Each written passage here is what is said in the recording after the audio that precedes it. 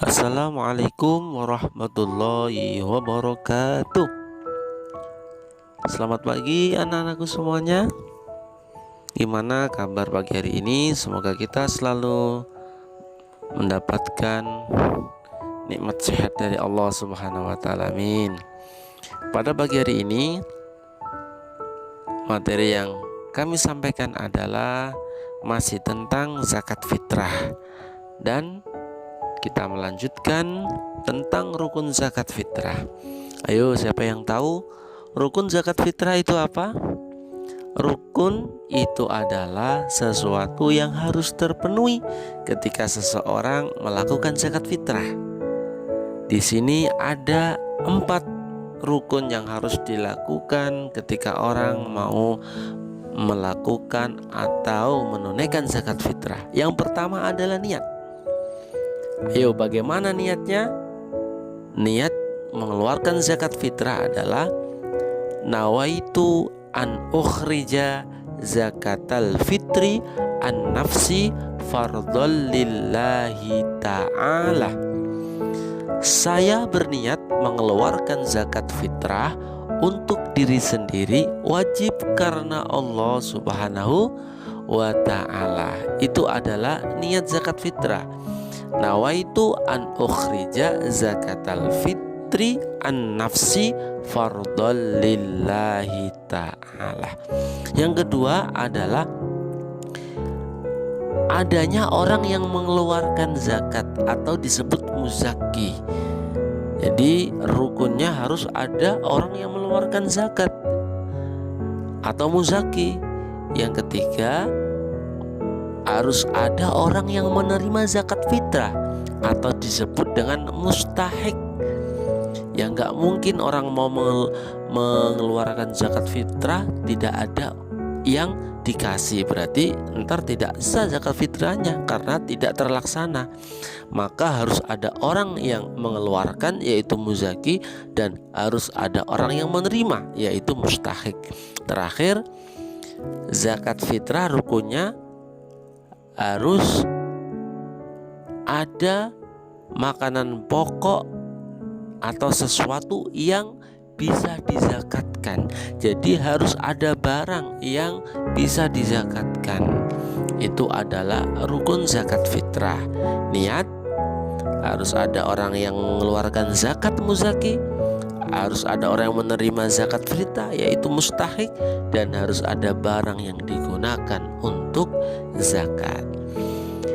Adapun waktu pelaksanaan zakat fitrah itu ada beberapa waktu. Yang pertama, ada waktu wajib. Waktu wajib itu waktu yang bagaimana?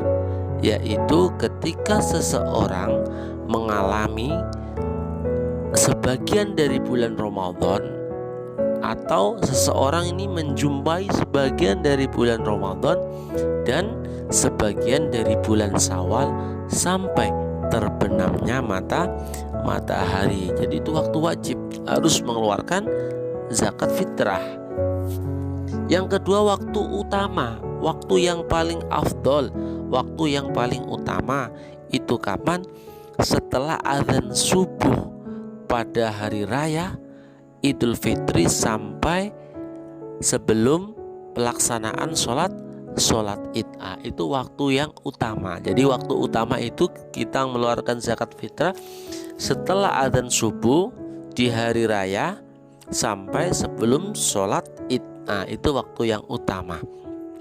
Yang ketiga, waktu diperbolehkan. Waktu diperbolehkan itu kapan? Dari awal Ramadan. Jadi kita melakukan puasa baru dapat 1 hari, terus kita mengeluarkan zakat fitrah, itu namanya waktu diperbolehkan. Maka biasa disebut takjil karena waktunya dipercepat.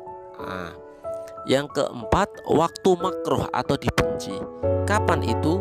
Setelah sholat Id sampai terbenamnya matahari.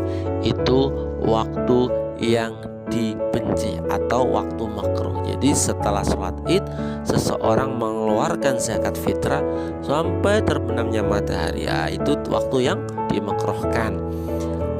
Yang terakhir adalah waktu haram. Mengeluarkan zakat fitrah kapan? Setelah terbenamnya matahari di waktu hari raya, berarti waktu maghrib, ya, maghrib. Maka kalau seseorang mengeluarkan zakat fitrah setelah terbenamnya matahari, itu dinamakan sodaqoh, berarti bukan dinamakan zakat fitrah. Hukumnya juga haram, karena haramnya tadi dia tidak sempat mengeluarkan zakat fitrah. Sedangkan zakat fitrah sendiri itu hukumnya fardu atau wajib. Maka ketika seseorang mengeluarkan zakat fitrah pada waktu terbenamnya matahari di hari raya, hukumnya haram, dan sesuatu yang dikeluarkan itu bukan lagi disebut zakat fitrah, tetapi disebut dengan sodaqoh, ya. Paham ya anak-anakku? Kemudian berapa yang biasa digunakan atau berapa ukuran zakat fitrah yang biasa dikeluarkan? Biasanya itu 2,5 kg sampai 3 kilo. Nah, itu biasa yang digunakan. Kita menggunakan beras, makanan pokok dengan berat 2,5 kg sampai 3 kilo. Itu biasa yang ukuran yang biasa digunakan untuk mengeluarkan zakat fitrah. Siapa saja sih orang-orang yang berhak mendapatkan zakat fitrah atau tadi disebut dengan mustahik? 1. Ada 8 golongan. 1. Fakir, 2. Miskin, 3. Amil. Amil ini adalah panitia zakat, orang yang mendistribusikan zakat kepada orang yang berhak. Yang keempat adalah mu'alaf, orang yang baru masuk Islam, yang hatinya masih lemah, harus butuh pendekatan. Yang kelima hamba sahaya, yaitu budak kalau dulu, sekarang sudah tidak ada. Yang enam adalah gharim. Gharim ini adalah orang yang mempunyai hutang.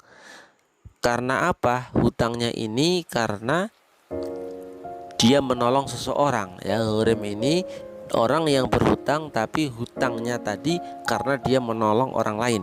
Yang ketujuh ibnu sabil atau musafir, berpergian. Yang kedelapan adalah sabilillah, orang yang pergi karena tujuan kebaikan, yaitu orang yang melakukan perjalanan kebaikan atau jihad di jalan Allah Subhanahu wa taala. Jadi itulah 8 golongan yang harus atau yang berhak menerima zakat fitrah. Jadi cara memberikannya ya tidak semua 8 golongan ini. Jadi salah satu, seandainya di dekat kita, di tetangga kita ada salah satu di antara 8 itu yang kita kasihkan, ya, kita kasihkan. Tidak harus semuanya 1 sampai 8. Hikmah menunaikan zakat fitrah apa saja hikmahnya? Jadi setiap sesuatu itu pasti ada hikmah. Kebaikan itu pasti ada hikmahnya.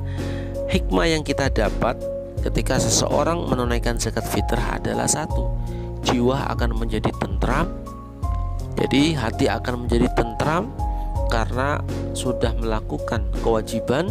Yang 2, orang tersebut atau kita akan mempunyai kepedulian terhadap sesama yang kurang mampu. Jadi kalau kita melihat orang yang kurang mampu, hati kita akan merasa peduli, akan merasa simpati, ingin membantu. Yang ketiga, hikmahnya adalah ikut merasakan kepedihan yang diderita kaum fakir miskin, ikut merasakan kepedihan yang diderita kaum fakir miskin. Jadi hikmah yang terakhir adalah kita bisa merasakan laparnya saudara kita, bisa merasakan sakitnya saudara kita. Karena jihad yang paling berat itu adalah bukan jihad dengan nyawa kita, tetapi jihad dengan harta kita. Itulah penjelasan tentang materi zakat fitrah. Semoga apa yang disampaikan bisa difahami dan juga bisa dipraktekkan. Dan terakhir, tugasnya adalah mengerjakan soal pilihan ganda dan juga urean. Tolong segera dikirimkan di nomor Ustadz pribadi. Terima kasih atas perhatiannya. Wassalamualaikum warahmatullahi wabarakatuh.